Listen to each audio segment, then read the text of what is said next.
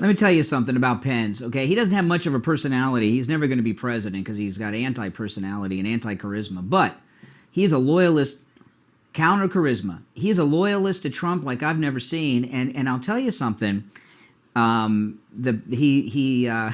Right after this process is over, he has a scheduled trip to leave the country as vice president, like a vice, And I think he scheduled this trip to avoid the heat from the media after he's flipped everything in the Senate. I agree with Brian Craig, the co-host of the Steve Kane Radio Show, on most things. But on what he was just saying about Mike Pence, I respectfully disagree. And I really feel like I need to correct the record, especially because Brian's YouTube channel in just the past month has grown by sevenfold. In fact, during the past week, he had one video had over 200,000 views. Another one had almost 500,000 views.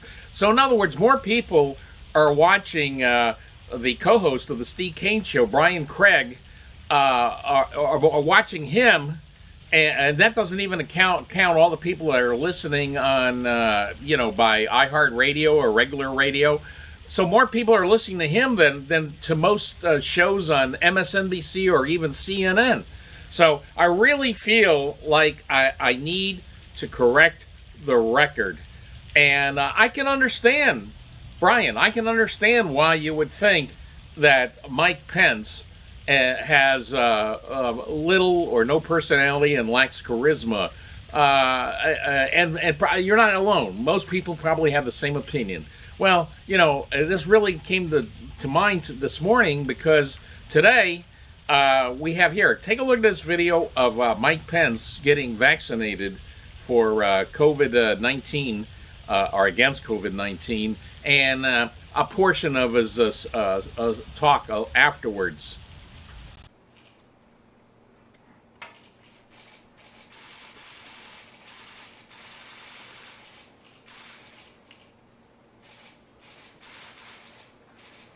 I want to thank my wonderful wife, our Second Lady, Karen Pence, the Surgeon General, Dr. Tony Fauci, and members of the White House Coronavirus Task Force who are joining us here today. I especially want to thank the fine medical team at Walter Reed Hospital that administered our vaccine today. I didn't feel a thing. Well done, and we appreciate your service to the country. Okay, so that's the Mike Pence that most of us are used to, and so yeah, I could see where Brian Craig comes off saying that he's lacks much of a personality, lacks charisma, etc. But folks, there's another personality of Mike Pence that will absolutely shock you. This is Mike Pence. So I have video of Mike Pence. He, a lot of people don't realize this, but he hosted a radio and a TV show in Indianapolis back in the 90s. And so I'm going to show you a couple of clips. First is going to be from his TV show where he talks about the O.J. Simpson verdict. And I warn you, please, fasten your seatbelts, because what you're about to see of this Mike Pence will you'll probably fall out of, you could be falling out of your chair. I mean, it's like another personality has inhabited the body of Mike Pence, or at least the younger version of Mike Pence. And like I said, what you're going to see is going to shock you. So let's take a look at Mike Pence in 1995 on his TV show. Did a guilty man go free, or was a corrupt system exposed? Will juries in Indiana respond to racial politics in the future? O.J. Simpson, the Indiana verdict. For my part, I saw race as a non-issue. The issue was murder, 2 counts. And I thought that Simpson's history of spousal abuse and the blood evidence was more than enough to overcome the reasonable doubt about his guilt. But, I'm less troubled about one guilty man going free than I am about a system that seems to have lost all credibility with a distinct part of our population.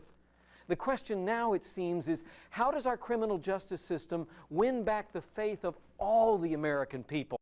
Whoa! Was that a different Mike Pence than what we're used to? Brian, would you agree? Well, he also had a radio show. So now let's take a look at a clip of Mike Pence from his radio show talking about Indianapolis Speedway attendance. I haven't missed a race out there in 15 years consecutively. I've been to 20 races. This was the greatest day, as you said yesterday. And the front page story is that the 500, that no one's showing up for this thing. Then they unearth some photograph of a vendor standing around by himself, and then tell me there were 15,000 people here. I'm just saying, you know, to me, it's starting to look like a hatchet job. There were 15,000 people there before breakfast.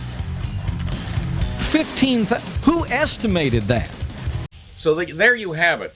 The Mike Pence, before he got into politics, had a very different personality. Now, I'm assuming that when he got into politics, when he became congressman and then governor and eventually vice president, he decided, you know what, maybe a TV, the way he was before, wasn't quite appropriate to the office or the offices he held, so he decided to low-key it. So today we have a very low-key Mike Pence compared to the really a very, let's face it, the guy was edgy as hell back in the day, and I you know what, it could be resurrected, who knows.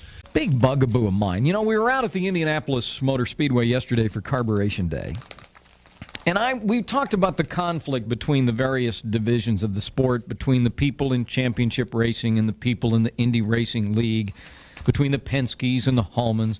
But I got up this morning and I decided that I'd completely missed the boat. That in fact, the real controversy here involving the Indianapolis Motor Speedway has not to do with the Pences versus the Hallmans, but I think it is in some quarters in Indiana. I think it's the press versus the race. We were out. We were out at the Motor Speedway yesterday. And I mean to tell you, we were in the midst of one of the largest crowds I have ever seen at that track on a non-race day. I would ballpark, having walked through the pits and having been out while practice was running, the entire inside straightaway, if you've ever been to the race, the entire inside straightaway was packed, okay? And every one of the suites were packed. I would ballpark maybe about 100,000 people there, bare minimum, but it was wall to wall. It took me an hour at 4 in the afternoon to get out of the track. That's how packed the place was. But I open up the state's largest newspaper today, and above the fold on page 1, I am treated to a story about how from vendors to ritzy hotels, this year the track means fading dollar signs. I am also treated on page 2 to a photograph of a vendor at a sausage and steak, peppers and onions extra, concession stand, standing virtually by himself, with no one in sight, leaving me to ask when exactly it was that they took this photograph.